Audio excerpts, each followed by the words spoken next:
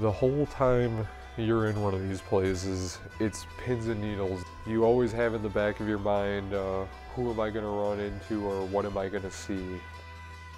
Definitely inhabitants of people. I've definitely bumped into a person or two here and there. Inhabitants of animals, lots of animals in these areas. I've heard of people breaking bones. I've heard of people putting nails through their feet. There are people that have died doing this. Light painting and urban exploration, or what some people call urbex, well, people would mostly clump that into one category, or people who don't know, but when you actually are getting out there and learning the two different groups of these are people that do urban exploration, these are people that do light painting, you learn that they're two very different things. You have people that like to go into tunnels, in urban areas. There's people that like to go and climb, bridges and stuff like that. Me, I'm more of the abandoned urban type. I like doing photography in abandoned urban areas, and then I like to utilize lights, which is called light painting. And it conveys a certain meaning to the photo. Even though I guess light painters do urban exploration, the traditional urban exploration person or someone who partakes in it, they're just casually out there just for the thrill of being in empty spaces, basically just going places where people are afraid to go, kind of like an adrenaline high type of thing because of the dangers involved with being in these places.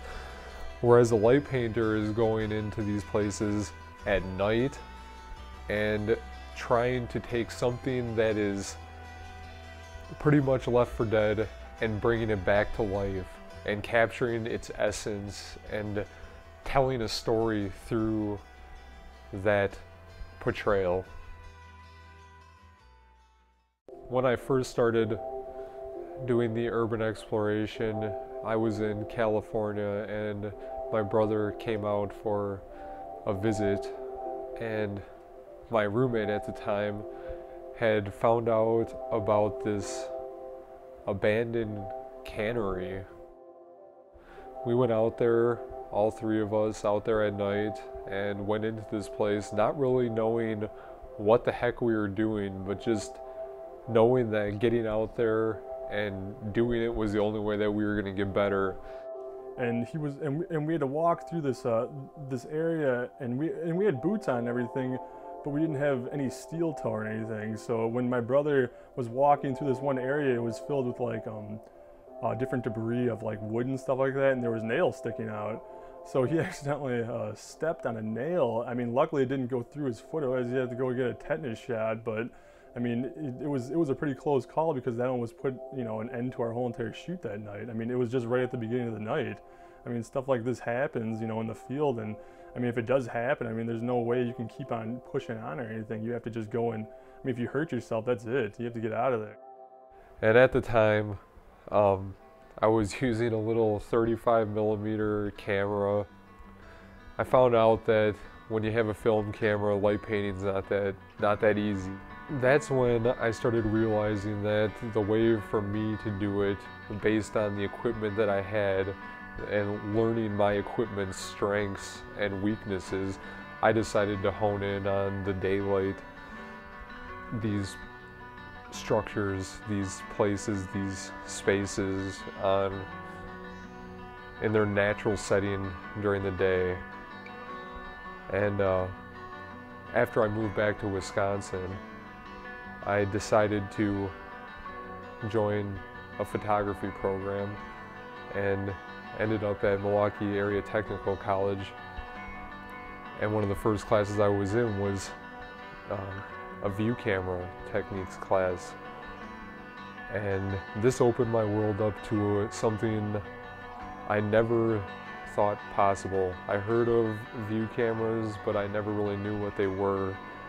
And come to find out, this is the tool of the architectural photographer, the photographer who wants to make their building the most precise and pristine way they possibly can. And this fit right in to with what I thought all the time, like when I was shooting these places. And it was the tool of the photographers of old, the photographers that came from generations before, and still this tool is valid.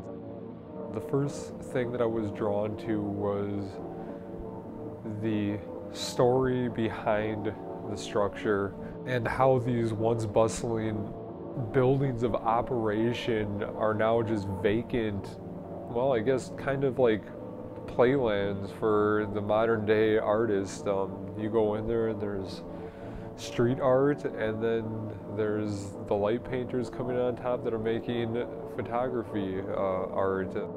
Some people like to argue that graffiti is, kind of vandalizing the structure and taking away from the structure, but what I like to think of is that it actually adds a little bit to the structure as well. I mean, yeah, they are, vandalizing by spraying, whatever they want to spray paint on the walls, but at the same time, you can actually utilize those different colors and the different tags and stuff like that to your advantage. I mean, you can take advantage of those things by, photographing it, with different lighting schemes and stuff like that. And I mean, some of that spray paint actually interacts well with the flashes that I use. So I actually look forward to actually finding a good tag that I can actually light paint, because I mean, it's just an interaction that you wouldn't get otherwise if the wall was just completely bare and blank. One thing you do not do is break and enter. The only way in is if there is a point of access. Like if there's locks on every single door and if every single window is in that building, you do not go into that. You do not break into it. You do not. That is just against every code with this line of business. And you're just basically trying to scope out the structure's overall integrity as well. I mean, how safe is this really to go in? How much are the four walls really still doing, so to speak?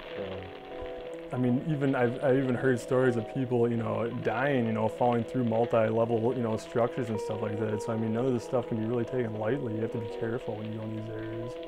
In some sections you can see through the floor, from the third floor all the way down into the basement. So you're talking 4 stories roughly, and you gotta watch your step. You need to remember that these places will bite if not paid attention to. And also on top of it, you don't think of this either because there's no one there telling you, but these buildings were made during a time of lesser restrictions on certain chemicals and such like that. So a lot of these places will have asbestos in them where you have to wear a mask. Some people like to wear goggles even. And you don't want that getting inside your lungs. That's just awful. I mean, so you always want to take a mask with you. But I mean, other dangers that are known in these areas are broken glass, falling debris, and just different hazardous chemicals. I mean, there's so many different things that you have to watch out for, and that's why it's always good to always research the area before you go into it, so you know what to prepare for before you go in. On occasions, we found things that are a little strange. We found old pictures of people who had stowed them away. We have found beds from where people had been sleeping in there. Me and my brother were down in Sacramento, and we were shooting an old paddle cruiser that was actually abandoned on the Sacramento River. And me and my buddy and my brother were, climbing around the paddle cruiser, and we came across a bed that was inside there. But what was really weird is that there were fresh eggs laying next to this bed. It was really weird, and it set me back a little bit to think that someone was actually living in this boat. And I mean, when we were shooting it, I mean, we actually got an eerie feeling as if someone was watching us as we were shooting it, because as I was crawling around on the boat and like looking around and looking for a different shot here and there, we actually heard a rock get thrown into the water, and it seemed as if the person who was actually living on this boat was actually watching us, because it just seemed really weird that this rock came flying out of nowhere and landed in the middle of the water, and that it just came from nowhere. So I mean, I'd have to assume that it was someone who was watching us and knew that, you know, we were there and, you know, looking around. I think they just wanted us just to leave the area, and which we did. So, well, enough was enough at that point, and we packed it up and went on home, and that's about where that goes. To give people their space. My brother and a buddy of mine were going into a rural farmhouse. I mean, we were just going in there to shoot a couple of shots. We were just looking for, you know, something to do, you know, inside there. So I mean, we started exploring around, and when we first entered the house, we noticed a huge syringe on it was like on the table in the kitchen, which was kind of creepy. As we started to progress through the house and started to look around a little bit more, we started going upstairs, and then what we ended up finding was a couple hidden rooms, numerous hidden rooms that were hidden behind walls and stuff like that, a hidden stairwell as well. And it makes me wonder, like, why are these rooms hidden behind walls? It's kind of weird. Like, that's not normal. One factor that we always have to remember in this whole equation is the time of year. It seems like these buildings take on their own kind of own personality with each season change. In summer, it's kind of the season of who's moving in, so to speak. Spring is nice because it's kind of that happy medium. You get the bare side of winter, you know, around places. Trees are still bare, but you get the nice weather, the comfortable environment to work in. Winter is probably the most harsh environment, obviously. Not only is it cold and miserable, you have to wear a lot more clothes, which makes you heavier, which means you're more susceptible to falling through a floor.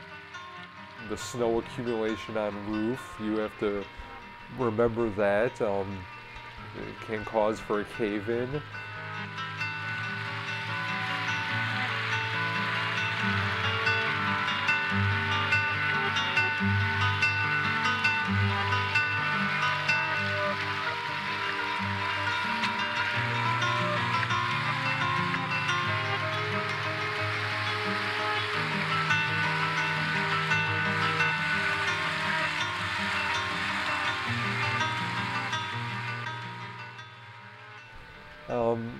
Winter is probably the worst, and fall is always a welcoming sign, because that's usually when people start moving out and you get your free reign.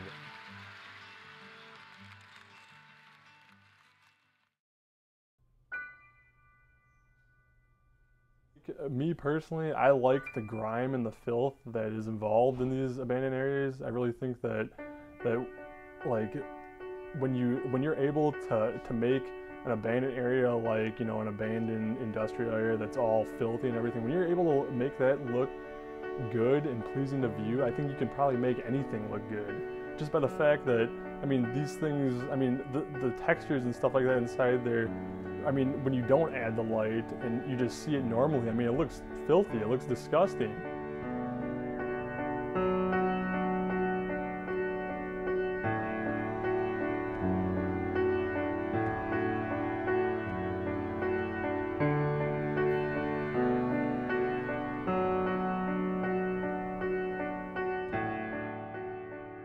But I mean, when you start adding light and you start adding different lighting techniques, I mean, it starts bringing out the inner beauty of what an abandoned structure really is. I mean, that's really what I find really attractive about abandoned structures.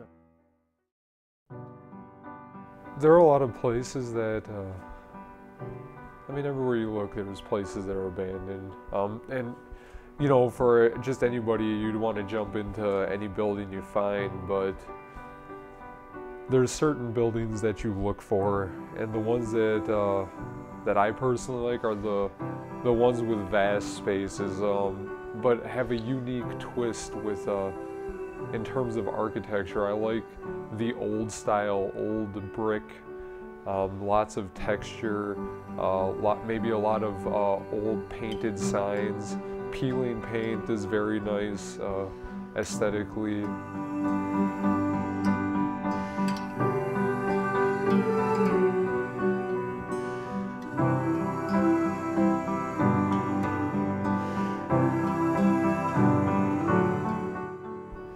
And you know, you're looking for something that's going to be able to tell a tale, so you're looking for remnants of what the building once was.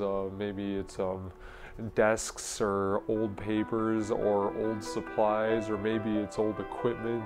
But these are the things that I like to look for when I'm going into a place, and to help tell the story.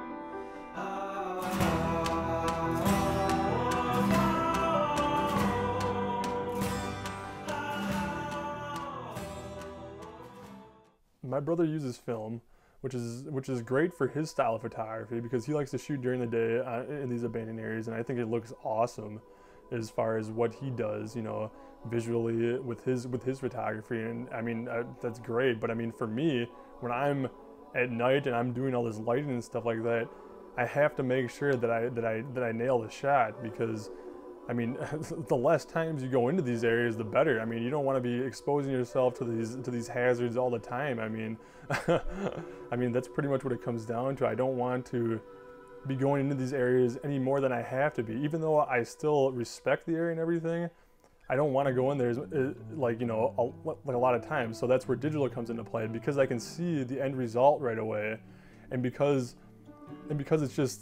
it's just more convenient as far as like light painting is concerned. It allows me to get the shot that I want in a timely fashion, and then it's just a faster process, I'd say. I use the lights to accent like an object or a structure that I want to take a photo of. So if I'm taking a photo of, like, let's say the inside of a structure or something like that, I'll use different colors to accent different parts of the structure so that your eye follows along the photo. So you're not just pinned in one part of the photo, so that your eye will actually move throughout my photo and it follows the different colors around. That's why I think the main purpose of my lighting is that it brings a vibrant feel to the photo, but it also makes you have to look around the photo at parts of the photo that you wouldn't otherwise maybe look at. For the two processes, there's they definitely contrast each other quite a bit. I mean, day photography, it's quite easier. It's quite easier to do. You can do it all in one trip if you want to, because you can go in with your camera. Yeah, it would be nice if you knew the area a little bit more, but with day shooting, you can kind of go in there and get a feel for it as you're doing your shots. Whereas night shooting, you have to kind of go during the day and really scout the place out before you start diving into it at night. That's one big difference from when we first started, because the very first place we went into, we did everything at night, and that is something that we probably will not do again unless absolutely necessary. But you need to have a feel for the place. But on the other side too, the day shooting, I find with my particular format, I have to get there well in advance just to set my stuff up. It's much more methodical. But on the other side of it, you know, with night shooting, you also have to set up, you know, your lighting schemes and everything too. So I mean, it's really just a personal preference of the way that you like going about doing it, or, you know, whoever might be shooting. Personally, I like the slow, methodical setup, like daylight type of, or like order of business. Whereas my brother, he's much more about doing lighting schemes and color schemes and all this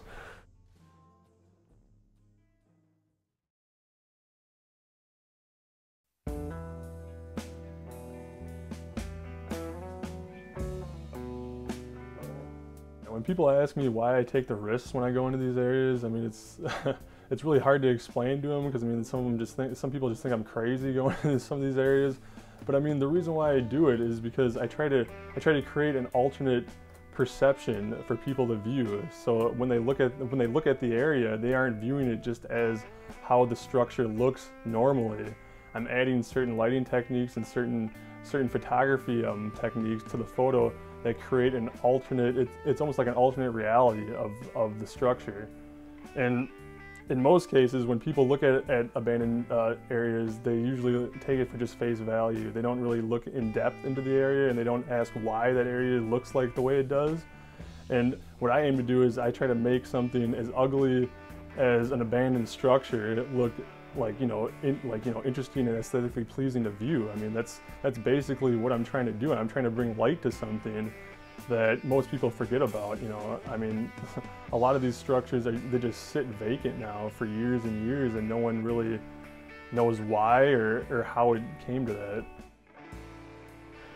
And that's kind of really what has kept me doing it, is because I feel that there are a lot of untold stories with these buildings. There's a lot of, it's almost like a myth about a lot of these places, and they're really left to be forgotten. And I mean, to think that some of these places were like employed thousands of people, and to think that it's just left to be forgotten. I mean, these were people's livelihoods. These were things that people, counted on every day, and now it's just empty. It's just, but that's what keeps you in tune, because you want to tell the story of these people, the people that are, well, I guess kind of forgotten souls in some sense. And it's that need to inform people and kind of remind people of what has happened to our country as it is now. I mean, with the way that the economy is and everything, these are the relics left behind from a system that, in my mind, fails in some way. And I just want people to know the truth of what is going on and really just let it be heard. I believe it's important to document, certain, especially these areas, especially in the Midwest. I mean, the Midwest was built on industry and different industrial complexes and stuff like that. I mean, steel. I mean, it used to be huge throughout the Midwest. I mean, now you just see all these steel, factories and manufacturing factories just going under. And I mean, some of these people, I mean, it changes how these people live. It changes their livelihood. And I mean, I think that's really the essence of why I do it. It brings light to stuff, certain aspects of how society becomes affected by, the deterioration of certain industries and certain, jobs that people had, The reason for doing this is basically to put into context the story, the way things have happened, where things were, where things are, where things may possibly be going. And you look out and you see vacant lots, and you see empty houses, and you realize that with the fall of these industries came the fall of these communities too. And the business may be gone, but the people still remain, and they're kind of forgotten. And this is kind of our way of bringing attention back to those areas and kind of showing the sad state of affairs at times, and how some things can be so easily overlooked, and when they really shouldn't be. And I wish more people would pay attention, and this is kind of my way of just throwing it in their face and saying, you're gonna have to look now.